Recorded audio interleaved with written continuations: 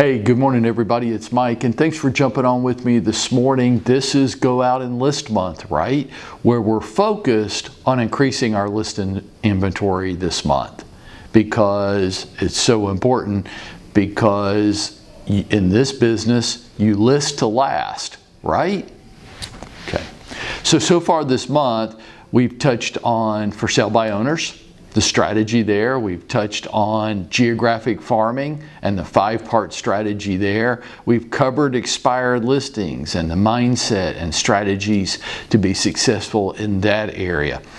This week, I want to cover five key listing concepts which will be critical to understand when positioning yourself as a listing agent. You got to get these 5 down so that you can position yourself and win successfully. Five different concepts. There's nothing to buy. We want to ask way too much for our house. Rates are increasing, so we're going to wait for the market to come back down. I don't want to move. I'm happy where I am. And number 5, why don't you just take less money? Why don't you just work for a lot less? Okay. Now look, we're running into this all the time. I know you are. If you're doing your daily activities, if you're marketing yourself or prospecting, whatever you want to call it, if you're not doing that, you're not running into anything. Nothing's happening for you. But for those of you that are completing your daily activities, you're running into these 5 all the time, right? Well, we're going to handle it each day this week. We're going to dive into this, and I want to not give you objection handling dialogue so much, because that would be to imply that all you have to do is develop some smart-ass remarks to say to people, and they're going to change their minds and list their home with you. And that's not true. It's just going to make you a smart ass, but the results aren't going to change, okay? But I think we have to understand the arguments and have some talking points around it, because I think that these people are amateurs. They're typical homeowners. They don't really understand markets, so they make up their own answers. And absent any reasonable dialogue, they think that what they think is right. It's not. There's flaws in there. We're going to dive into it this week.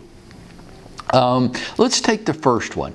You know, Mike, we've actually thought about moving, but there's nothing to buy, or it's way too expensive even if there was. Okay, legitimate concern, right? But to me, when I hear people say this, and I think I'm like you, I hear people say this all the time. Well, there would be nothing to buy. We'd sell our home, but there's nothing to buy out there. That just shows a lack of understanding of the real estate market. It's not that there's nothing to buy.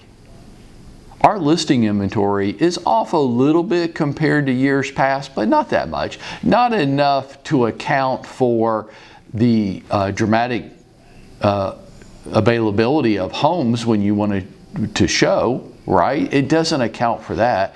So what is it? It is this. It's Cheerios. What do you mean it's Cheerios? I mean this. If I was to go to the grocery store this morning and I wanted to buy some Honey Nut Cheerios cereal, which is my favorite. I'm not allowed to eat that stuff, but if I was, that's what I would buy. I'd buy me some Honey Nut Cheerios. Put some bananas on that stuff, and that is good. But then I go to Publix, and they don't have any Honey Nut Cheerios. And so I run over to Kroger, and they ain't got no Honey Nut Cheerios. And so I go to like a local store, and they got no Honey Nut Cheerios. I might surmise that Procter & Gamble doesn't make Honey Nut Cheerios anymore. They've stopped making them. That wouldn't be true. What would be true is lots of people other than me like them some Honey Nut Cheerios. And there's been a big run on them. But you know what? Hey Mike, there's some good news for you. Delivery truck comes this evening. If you come tomorrow morning, you can get you some Honey Nut Cheerios. Oh, I just showed up right before the delivery truck. When I was in college, I worked in a grocery store and I worked in the produce section. And you gain little insights, real little ones, that you can use later in life. One of them is, don't go to the grocery stores on Sundays. Why? They don't get produce delivery on Sundays.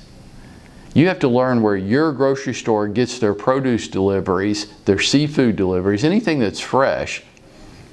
And you need to go to the grocery store a half day. So if they get their produce deliveries on Monday morning, then you want to go Monday afternoon, right? That's when the best stuff's going to be out. The freshest, best produce is going to be out. Because there's not a home for sale that I would want to buy right now, or when I looked online last night, doesn't mean that that home won't be put up for sale today. Mike, come back tomorrow morning and get you some Honey Nut Cheerios. What I need to do is understand when the delivery truck's showing up, right? Because the perfect home for you isn't for sale right now, doesn't mean it won't be in 30 minutes. So it's not true that there aren't homes for sale. If that is true, then somebody's got to explain to me why we went over 6 million sales in the U.S. for the first time last year. If there's no homes for sale, then what the hell are we selling? The truth is there are homes for sale. The real truth to the matter, the thing that is incumbent upon the modern agent to help people understand, is the shelf life is very short right now. Days on market is very short right now.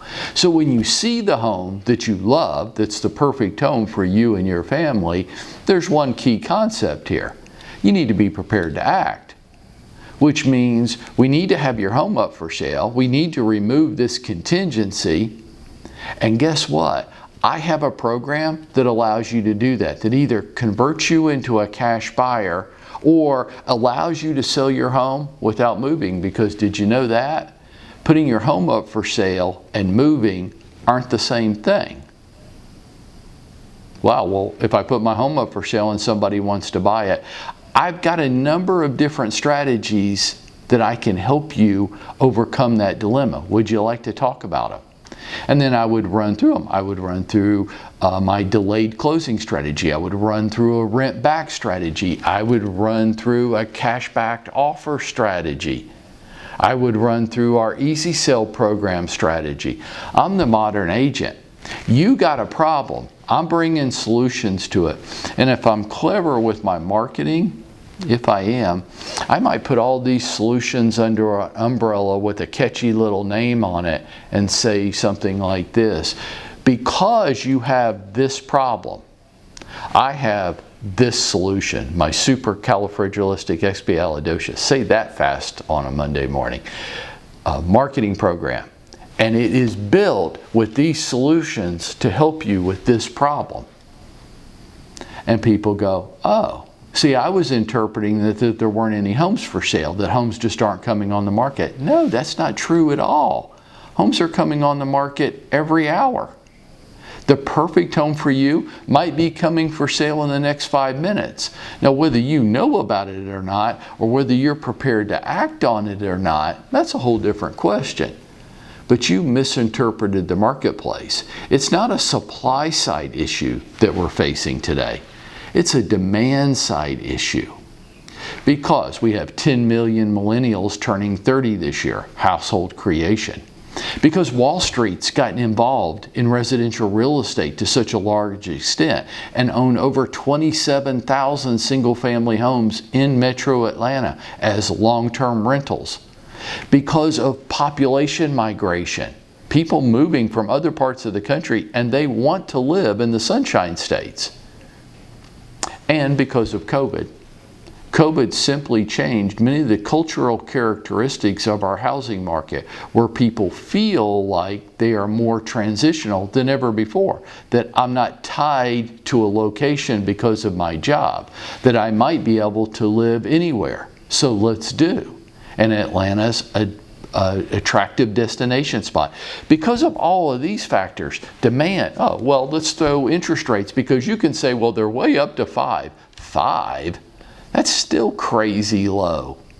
Because of low interest rates, you can just tag that right onto the back end of all these other reasons. Because of all these things, demand's at a crazy level.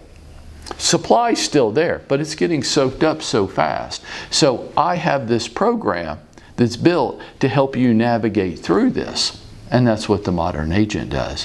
Why don't you come join me at 9 o'clock this morning so we can dive into this in a little bit more detail so you can have your talking points and your strategy. And if you'll do all that, folks, that's how we go out and we make it happen for ourselves today.